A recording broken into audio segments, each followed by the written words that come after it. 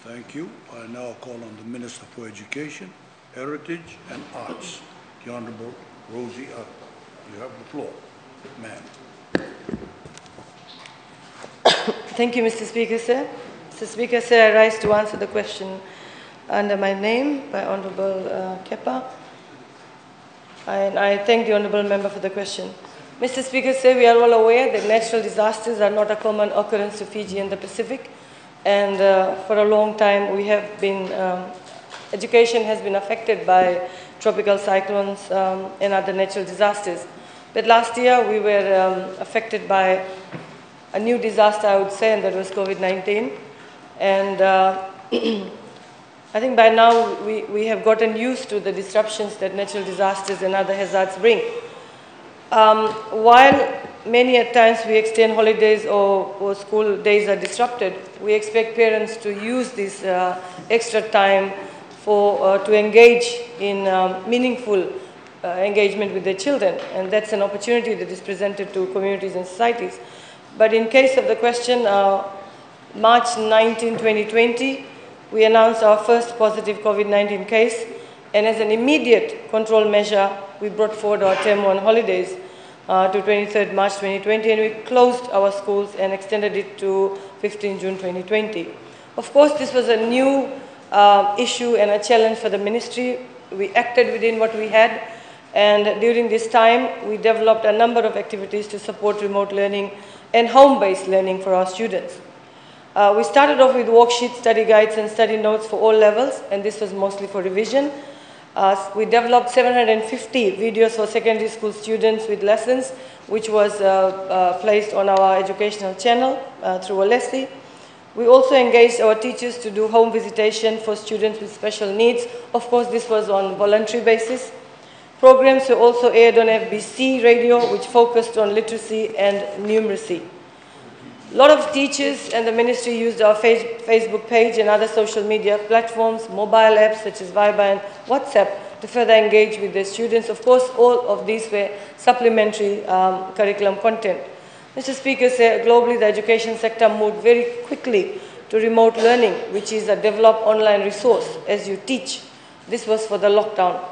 We are mindful that creating learning resources is very costly, so it is critical that we create affordable and equitable, flexible delivery options for our students should we go under another COVID lockdown, which I think we all should pray doesn't happen. And we can use this in times of disruptions to normal delivery of education. Overall experience of our staff and students during the lockdown has shown that because of limited internet access, lack of staff knowledge in harnessing online resources, and limited internet availability at homes and communities made the online option less feasible. Worksheets, study guides, and study notes prepared by teachers were more readily accepted by our students and parents. Now, in addition to all this, we have access to the Pacific Regional Channel. This is created by the Commonwealth of Learning. This has videos on demand lessons in practical sciences, chemistry, biology, and physics, and of course, mathematics for secondary schools. These can be watched online or downloaded on mobile phones and watched offline as well.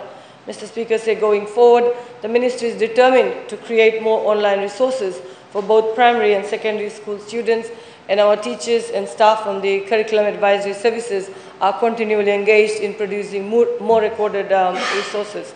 And this will help provide the extra support to our students throughout the year and will be used in times of disasters. Mr. Speaker, in order for us to use more current technology-based learning resources for our students, we need to invest further in providing equitable internet access to schools and training teachers to use e-learning tools effectively. Several schools still do not have internet access, mostly due to lack of connectivity in these areas.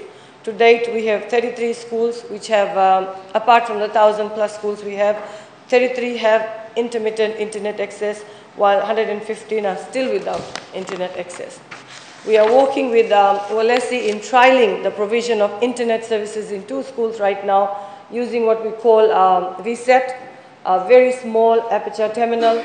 These schools are in Naikoro District School in Navosa and Benga Secondary School. If the trials go well, and depending on the cost, progressively such technologies will be engaged to enable more remote schools to have internet access and connectivity. A modern knowledge-based society, Mr. Speaker said, thrives on the ability of its people to be ICT literate. The Ministry is mindful, though, that learning resources, particularly those brought from external sources, put significant financial burden and do not necessarily provide effective learning. This is why learning resources need to be created that are contextualized, cost-effective, and sustainable. And we have the local capacity to do that. And Mr. Speaker, I would like to conclude by saying, if the Honorable Kepa, during her time, had done some base work for the Ministry, then it would have definitely assisted us in this century to take online learning to another level. Thank you. Thank the Honourable Minister.